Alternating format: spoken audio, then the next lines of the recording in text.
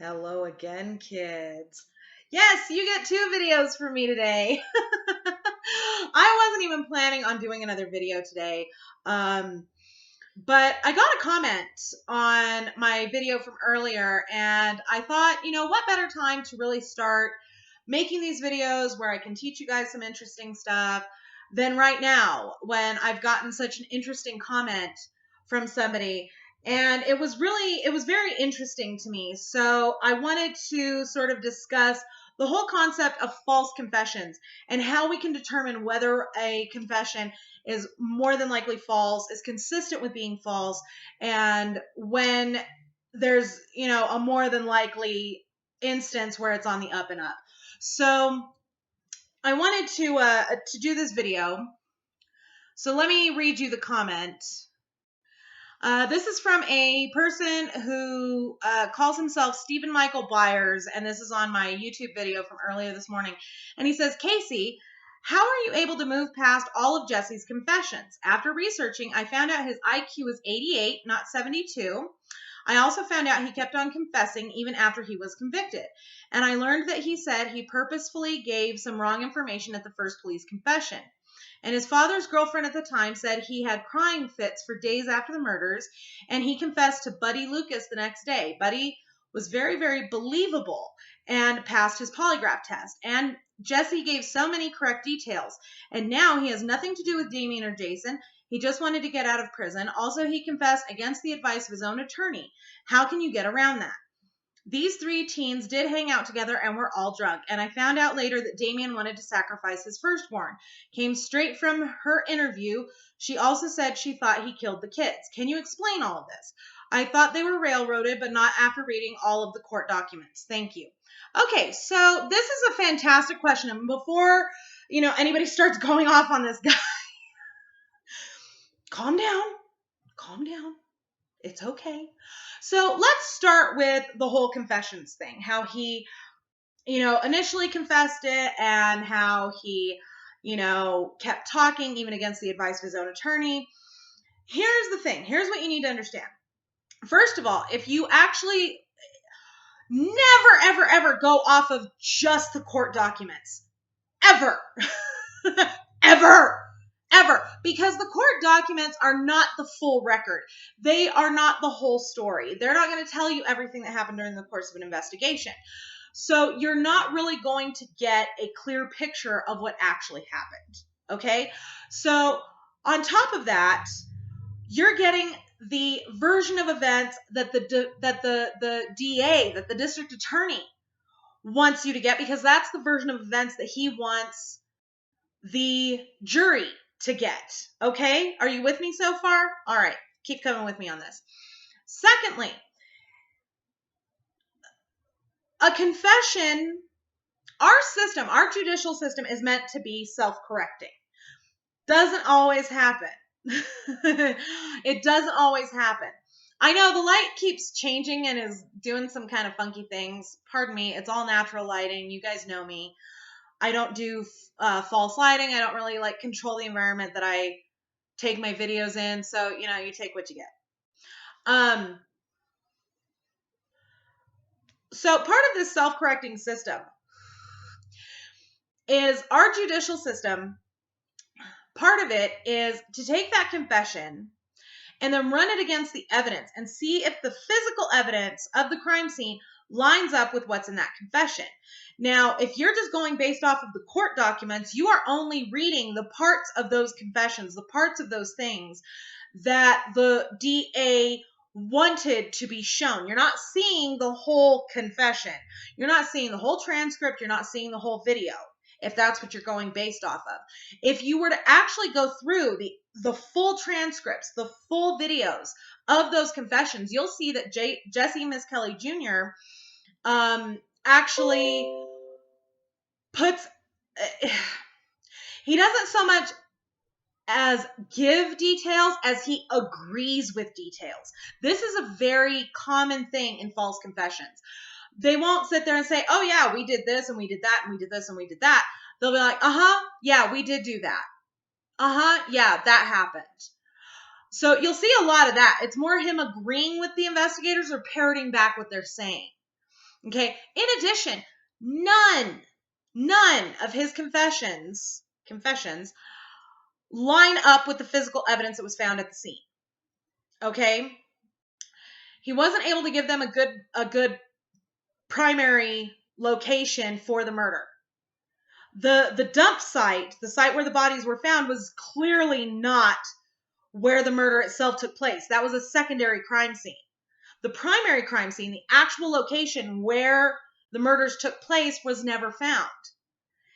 If he was there and he gave them a location, and I think he did, I think he said that they were out in the woods somewhere, he should have been able to walk them to that crime scene, and physical evidence should have been found at that area, but it wasn't.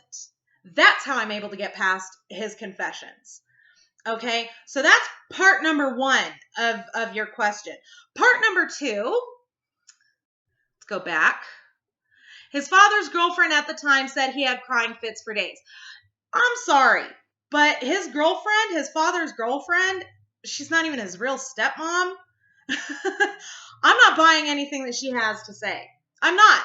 And unless we have an independent source, another person who can attest to that, it's hearsay. It's fucking useless. It means nothing. It means less than nothing. We have to apply the same standard to a confession as we do to the scientific method. Unless you can get that information from more than one source, and they must be independent sources, it's fucking useless. It means nothing. It's hearsay. Ergo, it's not applicable in a court of law. It shouldn't have been. It shouldn't have been. Let's move on to the rest of this. Jesse gave so many correct details. No, he didn't. He parroted back details from the investigators, and even they didn't get most of them correct.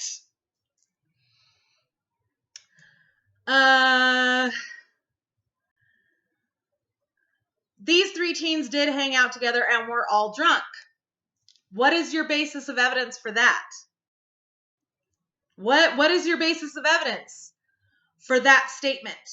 Unless I see at least 3 pieces of verifiable evidence that prove that all 3 of them hung out together all the time and were drunk at the time of the crime, useless. That's hearsay. That's worse than hearsay. It's 4th, 5th, 6th hand information, which is bullshit. It might as well be fiction. And I found out later that Damien wanted to sacrifice his firstborn. Came straight from her interview. She also said she thought he killed the kids. First of all, who the fuck is she? You didn't say that. Second of all, again, it's hearsay. Even if she said that Damien wanted to sacrifice his firstborn, which I call bullshit on, unless there is another independent source that can state that he did say that, it's hearsay. It's all bullshit. You have to remember, this all happened during the satanic panic of the 90s, of the early 90s. All of this has been refuted. And all of it has come out as complete and utter bullshit. The fact is that you are still holding on to these prejudices because you don't understand things, just like the people who convicted them originally did. You know, unless you go through that case file, and I mean the whole thing, and it's thousands of pages, the whole case file, you are operating off of half information, just like the investigators were. Okay? I am speaking from the fact that I have 2 degrees in criminal justice. So once you learn how to see things from a verifiable light, do not allow things that stir you emotionally to become facts in your mind. That's the problem with society today, is everybody's like, oh, well, that made me feel like this, so it must be true. No, it wasn't, and it isn't, okay? You need to look at what you can prove. What you can prove. And unless you have no less than two verifiable sources for that information, your argument is not proven. Okay? We must hold ourselves to as high of standards as we expect the police to be held. So when it comes down to Jesse Miss Kelly Jr.'s confessions, we have to look at the whole picture. And the whole picture does not bear out his confession. It doesn't bear out any part of his story at all. None of the physical evidence matches up with a single word that was attributed to him. Not one piece. Not one. As you go forward into looking into possible wrongful convictions, keep that standard in mind. If there and an 88 IQ is still well below what it should be, but you have to remember his IQ may be 88 now, but at the time of the crime, it was in the low 70s.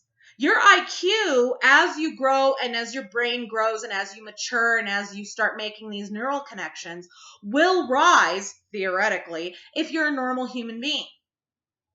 So if his IQ is now 88, fucking great, fantastic for him. That's still well below normal standards for a person of his age.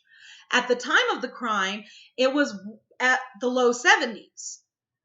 So you have to look not only at the score, you have to look at how that score is found, what it is attributed to, how it's deduced, what is required, blah, blah, blah. You can't just be like, oh, well, he has an 88 IQ, so, he obviously is. It's fucking bullshit, dude. Come on. You are more than capable of deductive reasoning. And if you were able to reason through all of that, then you are capable of looking even deeper. So that is my challenge to you. Look deeper. Always. All right, kids. I'm exhausted. It was a long day at the office. So I'm going to go make myself something to eat. And probably binge watch something. Haven't decided what yet. So thank you all very much for watching, and we'll see you soon.